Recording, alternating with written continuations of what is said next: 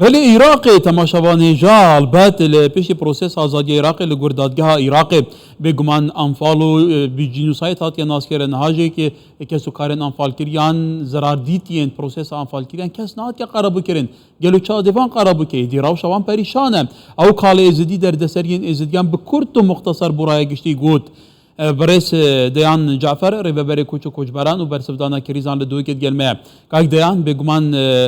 به زخت هری زور لسر سنور پارزگاه دو که چندین کمپین آوارن شنگاله و پنابرین روشاوا لورنه که بحث آوارن شنگاله بکن بسات هزاران تعدانه به 10,000 مالبات نوان هنه گلو یعنی هین چه ادکارن بردوام اداره ویراوش بکن گلک سپاس بوی درفتی راستی سنوری پارزگاه دو که اداره سربخوا زاخو نزیکی 20 کمپ لی هنش 15 شوانشی کمپ آواران خلق شنگالنه تایبت اوه ماوی سالگی راستی هاریکاری در خراویت خیرخواست بشیوگی برچاف کیم بونه لو مانیش راستی بتا زختگی مزنه وقت حده قلبر سینگی حکمت هریما کردستانی لو مانیشی ام همیش یعنی ترخان کنه که بکارن خدمت آوان آوارا بکن چنگو راستی هر کمپک وک ناحیه مزنه یعنی همی سکتر جیانی تیدا پیتوی هاریکاری نوک سکتر ساغلامی سکتر پرورده سکتر راکرنا گلیشی سکتر دیتنا شولی بو آوارا و پنابرا لو مانشی ابو بخوب راستی همی وک تحدیه گدن بر حکمت هریما کردستانی تایبت پشتیوان رخرات خیرخواست هاریکاری کم کنه هر وسا حکمت عراق شی راستی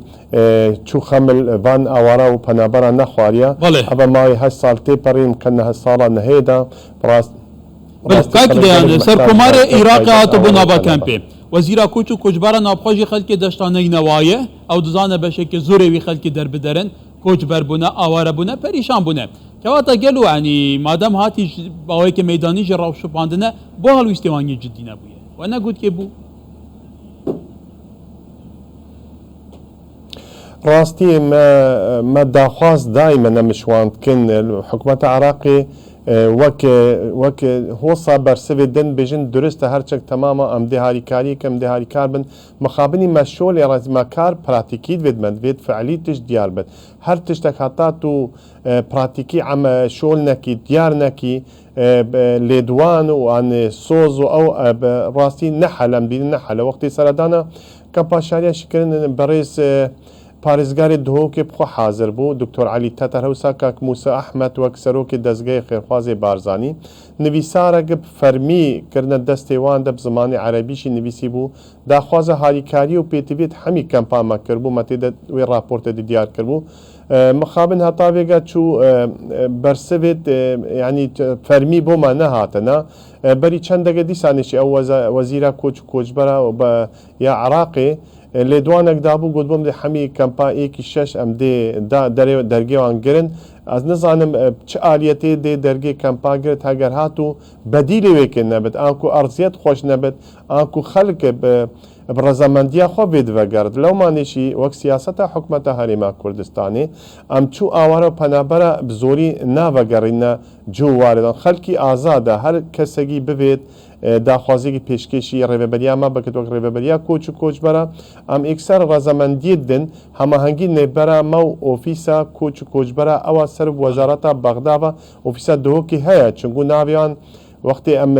اوی نویساران پیشکشیوان ناویان رشت کن وقت سیفت نازح سر نامینت هر وسا ام نویساره گیشید دنا وان زالگاهی پیوانی داره آسانکاریه بو وان آواره بگرد هر کسی ببیت بشیوگی آسان بله که ده یعنی زورترین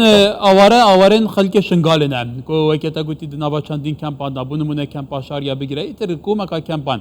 يعني نفوس أشار يبخوا ده 15,000 كس إنها بنا هفته هشته حتى 9,000 كس برا بتريشوانا أوارن شنغالنا خلكوارنا كدر بدر بنا أمريكا بروجه كبوية سات مال باطن شنغالي وجراد النصر مالو حالينوان وخاني بوبينا وجران تزاني دو سدم سركنا خلك شنغالنا وجرا روشة أمنية وقربونا كرنوانا كاتدبي چارچوبي ده جلو چته كره براستی الشاریا و خانکی هر دو کمالگاه کو ویگا خانکی بو نهشی آواره بترش خلکی آکنجیت منطقه لو ما نیشی راستی او آواره لوی دری دقات الخلکی ئاکنجی درستی دەڤەرینە ئەوات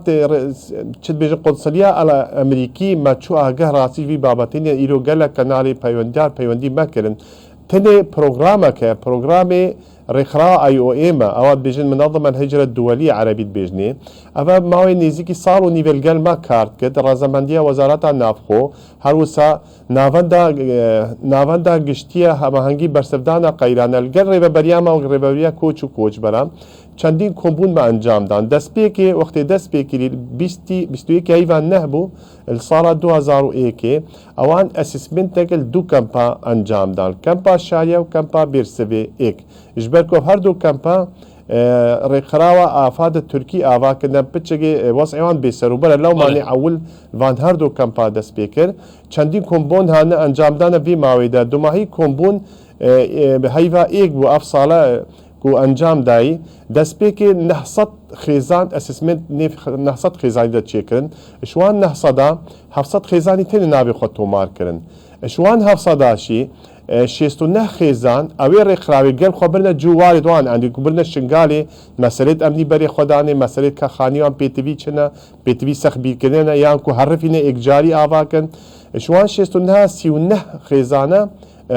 ڕازی بوون کو vegerne cûwarê xwe ew jî sibeyne jivane karwanê 39 xêzane ji kempa Bêrsevê êk vegerne cûwarê xwe harîkariyê wan jî ji lay rêxirawa IOM ve gojmegî paraya heqê vegwezna van xêzane ye her wisa wextê seredana deverê wan kirin ka xaniyê wan pêtivî sexbîrkirinê ne yan êkcar herifiya yan dîtina karî bi wan li wê derê ew rêxirawa IOM dê pê rabidin. برس دیان جعفر و بری کوچ کوچبران و بر سفدانا کریزان لدهوکی سپاس کاک دیان روزه که خوش